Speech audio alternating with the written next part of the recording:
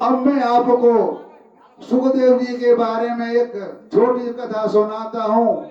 को सुखदेव जी कहाँ से कैसे आए, उन्हीं सुखदेव जी ने राजा परीक्षित को कथा सुनाई थी। एक बार की बात है कि हमारे जो शिव शंकर भगवान हैं, वो उनके दो ही काम हैं, तपस्या और सत्संग। समाधि और सत्संग दो ही काम करते हैं।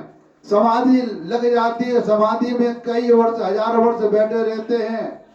और जब कथा सुनाते हैं, वो दो ही कथा सुनाते हैं, कृष्ण लीला और राम लीला। कभी राम लीला के बारे में बताते हैं, कभी कृष्ण की लीला के बारे में बताते हैं।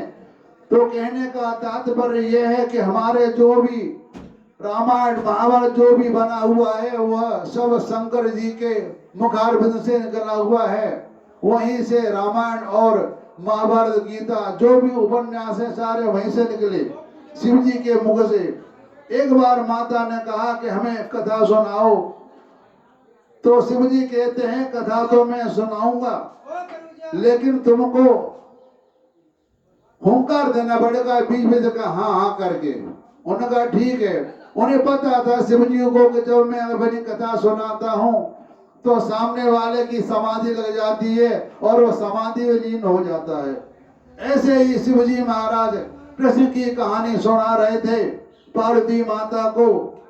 तो कुछ मिनट तो उन्होंने हुंकार दी, उसके बाद माता की लग गई समाधि।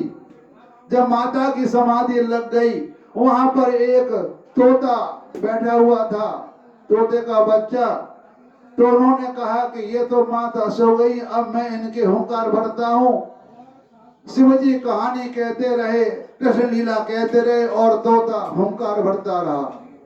जब उनकी कथा काफी देर तक हो गई तो शिवजी महाराज ने अपनी आंख खोली तो देखा कि माता पार्वती समाधि में लीन है। ये हुंकार कौन दे रहा था? उन्होंने देखा ध्यान लगा के, तो वहां एक तोते का बच्चा बैठा हुआ था, वो हुंकार दे रहा था। उन्होंने कहा ये तो बड़ा गजब हो गया, इसको मारना चाहिए। शिवजी अपना त्रिशूल लेके उसके पीछे दौड़े। दौड़ते दौड़ते दौड़ते दौड़ते दौड़ते दौड़ते वो ब्यास जी के आश्रम तक पहुंच गए और तोता आगे और शिवजी पीछे। तोता आकर के उनकी माता की गोद में बैठ गया। तो ब्यास जी ने कहा कि ये आप क्या कर रहे हो? उन्होंने कहा कि इसने मेरी कथा सुनी है, इसने हुंकार दिए, इसको मैं मारूंगा। तो व्यास जी कहते हैं कि प्रभु आप ये बताओ, जो आप अमर कथा सुना रहे थे, जो अमर कथा सुनता है वो अमर हो जाता है, तो वो तो अमर हो गया, उसे आप कैसे मारोगे? उसी समय माता ने जमाई ली, उनके मुख में वे प्रवेश कर गए। वो अंदर जाकर के 12 वर्ष तक रहे। फिर शिव जी वहां से वापस चले गए। जब 12 वर्ष बीत गए तो व्यास जी ने कहा कि सुखदेव जी बाहर निकल के आओ। सुखदेव जी ने कहा मैं बाहर निकल के नहीं आऊंगा, मैं बाहर आऊंगा तो मुझे माया व्याप्त हो जाएगी। उन्होंने कहा नहीं, मैं तुमको वचन देता हूँ तुम्हें माया व्याप्त नहीं होगी। ठीक है प्रभु। वो 12 वर्ष के बाद बाहर निकल के आए और बाहर निकलते ही वो घर से निकल के दौड़ करके जंगल में जाने लगे। जब जंगल में जाने लगे, व्यास जी उनके पीछे पीछे कि बेटा बेटा बेटा। तो सुखदेव जी कहते हैं कि तू मुझे बेटा बेटा क्यों कह रहे हो? मैं तुम्हारा कोई बेटा नहीं हूँ। क्योंकि एक शर्त थी, जब व्यास जी ने चारों वेद बनाए थे उस समय उन्होंने वो चारों वेद सनकादिक को दे दिए। 5वां वेद था भागवत पुराण। अब भागवत पुराण को मैं किसको दूं?